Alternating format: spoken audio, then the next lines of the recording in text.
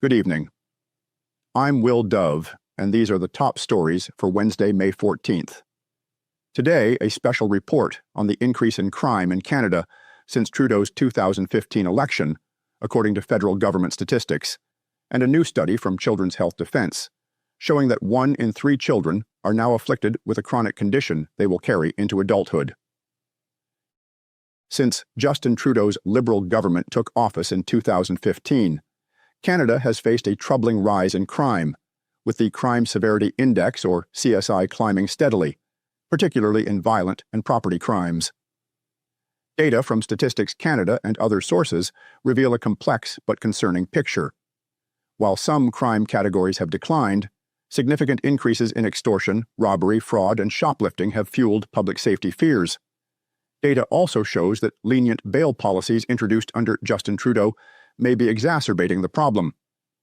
The overall CSI, which measures the volume and severity of police-reported crime, and as reported by Statistics Canada, shows that after years of decline, crime bottomed out in 2014, the year before Trudeau's election.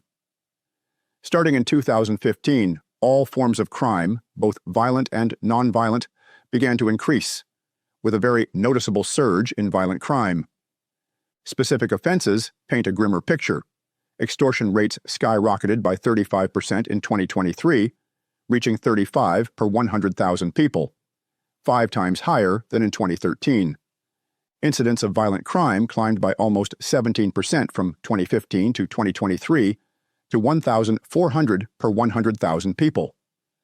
There were 558 homicides in Canada in 2010 and 778 in 2023. Accounting for the increase in the Canadian population over the same time period, this is an increase from 1.64 per 100,000 to 1.91 per 100,000. Property crimes show a mixed but troubling trend. The non-violent CSI grew by 3% in 2023, following a 5% rise in 2022. Fraud has nearly doubled since 2013, hitting 501 per 100,000 in 2023, with a 12% year-over-year increase, totaling 201,000 incidents. Shoplifting surged 18% to 387 per 100,000, 28% higher than 25 years ago. Motor vehicle theft also climbed 5%, though it remains below historical peaks. On the other hand, breaking and entering fell 5% to 326 per 100,000, down 72% from 25 years ago, showing some progress in property security. Contrary to widespread concerns, drug crimes have not risen.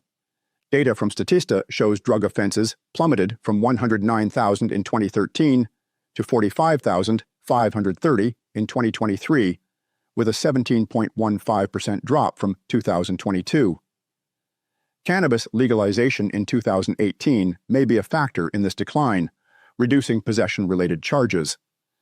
Critics point to Liberal policies like Bill C-75, which eased bail conditions, as a factor in rising crime.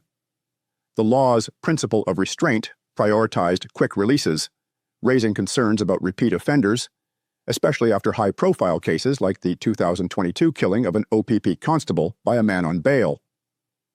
In 2021, the Liberals proposed removing minimum sentences for gun crimes, a leftist-driven policy which cited systemic racism.